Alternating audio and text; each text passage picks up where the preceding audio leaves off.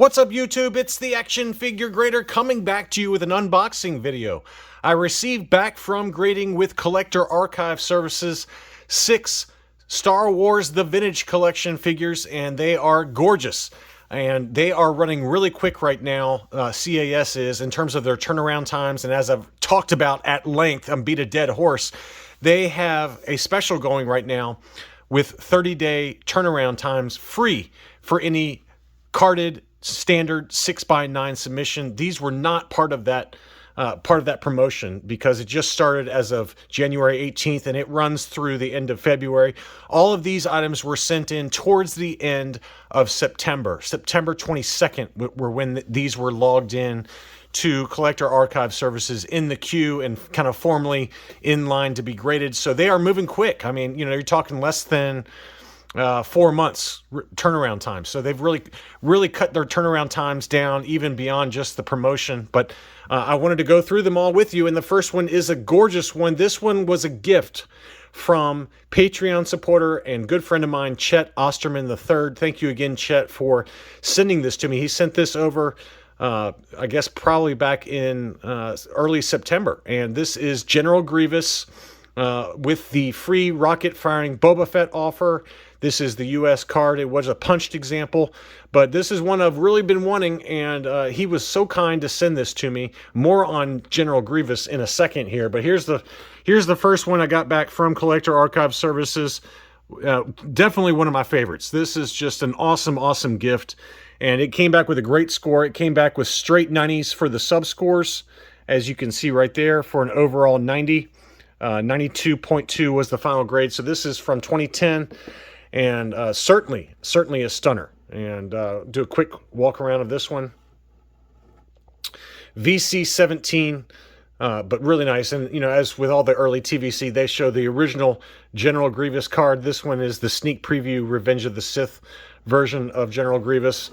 And likewise, I got another General Grievous, as you guys remember, from another Patreon supporter and good friend, Mike and Mike Chan. I want to say thank you for this gorgeous foil Ultimate Galactic Hunt example of General Grievous. It's got that same rocket firing Fett. So I've got two graded General Grievous, Grievouses in my collection now. And you guys, I just, you know, it's just hard to believe how generous the toy community is. And what's kind of cool is that his head is tilted left on this one and his head is tilted right on this one. So look how awesome they look together. But this one is the foil example, and it's got that beautiful foil racetrack. Just absolutely stunning.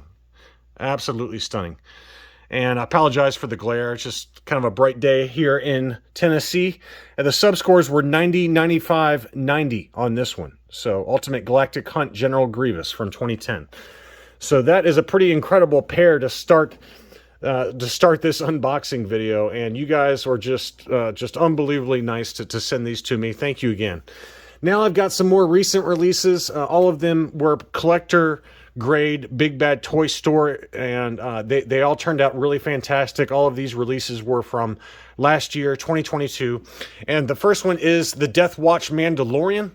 What an awesome looking card back. I love kind of the sparks in the background there, along with the Death Watch Mandalorian just kind of looking badass on that card back. Just gorgeous. I absolutely love this one. And this one came back with a very high grade, 95, 90, 95 for an overall 95 score, VC 219. Well, let's get a close-up of him. That is a fantastic card back. Now, for all of these that I'm showing you, these are all staying in my collection, VC 219. These are all staying in my collection, but as part of that promotion that CAS is running right now, I did send duplicates in last week. So hopefully this time next month, I'll have some more graded examples of all the ones I'm showing you from here on out. And if you have any interest, you can take a look at what the scores are whenever they get back, and then I'll probably sell them on Rogue 5 Toys on Facebook. But that Death Watch Mandalorian turned out great. Next is the reissue for Shae Vizla. I don't have the original issue Shae Vizla. I'd love to get that one at some point in the future to kind of match with this one. But this has got the updated face sculpt, as you can see there. And let's see if we can get a better zoom there. There we go. That is a gorgeous card back as well. I love the flames coming off of that gauntlet there. Just really great. Expanded universe. And the flames inside the blister also look really great. So just a gorgeous example. This one came back with a 90 plus score, barely missed a 95 as well. So shout out to Big Bad Toy Store for sending me some really mint examples. All the scores here were very good. 90, 95, 95 were the subscores on this one. VC 101 reissue 2022. Expanded Universe Shae Vizla, 90 plus for this one, and barely missed a 95 grade for that Shae Vizla. Next up is the Mandalorian Super Commando. Nice looking example there. Another card back that looks great. I kind of like the stylized look to that card back, and the glow on the gun especially is really great. So let's see if we can get a zoom in on that one here. Just gorgeous. Just gorgeous. Clone Wars Mandalorian Super Commando. This one is VC 243. And the subscores were 90, 95, 95 for an overall 95. And I'm sure you're asking yourself, well, why did this one get the 95 and this one only got the 90 plus when the subscores were exactly the same? And how that works is it's not an average of the scores.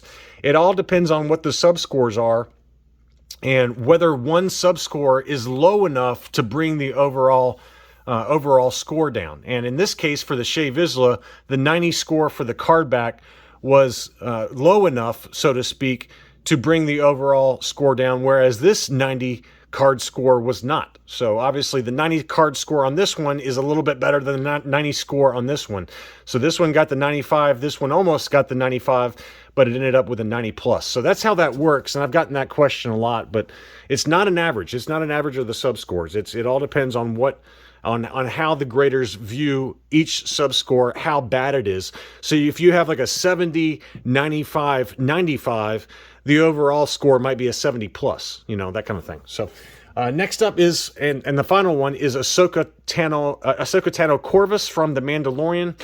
This one, I know that Boss Bounty and John Miko and Only One Kenobi, they probably have their favorites for 2022.